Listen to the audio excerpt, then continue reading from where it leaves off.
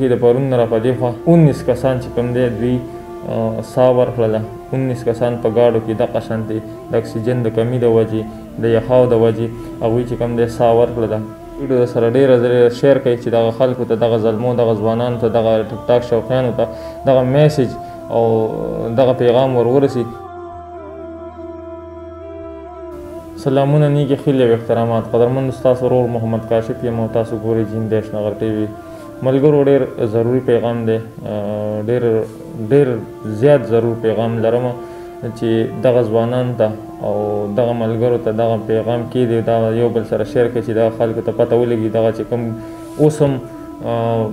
روان دي او دغه چکر له ځان رسوي او وایي چې ما واوره ولیدلې زه واوره لاړلې چونکې هر سړی دا خواهش لري چې یاره ما هم دې ویډیو سازه کړی وی ما هم د ټیک ټاک ساز کړی وی ما هم د پخو ګاډو کې چکر والی وی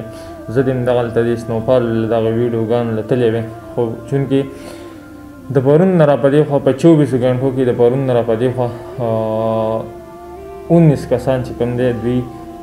ساه ورکړله 19 کسان په ګاډو کې دغه شانتې د اکسیجن د کمي د وجې د یخاو د وجې هغوی چې کوم دی ساه ورکړله دا ویډیو د سره وګورئ په دې سکرین تاسو دا ویډیو ښکاري دا ویډیو د سره وګورئ بیا یې راځو یو څو خبرې کوو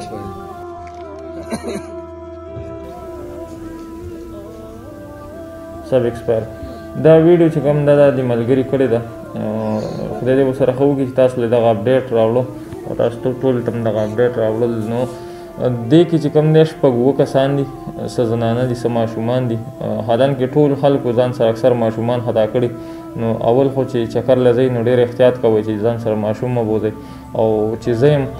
ضرور نه چې په دسمبر کې لاړ شي سنوفال یې په دې میاشت نه پس هم ورېږي او داسې ځای ته ځان رسوئ چې هلته حفاظت کېږي نو مهرباني وکئ هغه شان ځایونو ته ځان مه رسوئ چې تاسو ته تکلیف وي ستاسو بچي ستاسو وروڼه خویندې چې کوم دی د یخنۍ د وجې ساه ورکړي ځان په خپله باندې مه وژنئ ځان په زور باندې مه وژنئ خدای ته وګورئ دغه چکرو له هر وخت تللی شئ په قلاره باندې کښېنئ میاشت چې تېره شي نو بیا لاړ شئ لږه یخني کمه شي بیا لاړ شئ دلته بارانونو موسم هم داسې خرابې دي نو خدای دې وکړي چې د باران له صبر خدای پاک ورکړي نو دغه میسج مې تاسو سره شریکو دغه ویډیو د سره ډېره شیر کوي چې دغه خلکو ته دغه ظلمو دغه ځوانانو ته دغه ټیک ټاک شوقیانو ته دغه میسج او دغه پیغام ورورسي او په دې باندې عمل وکړي قدرمندو د بل پروګرام پر خپل ورور کاشف له ورکړي اجازت د لوی الله په امان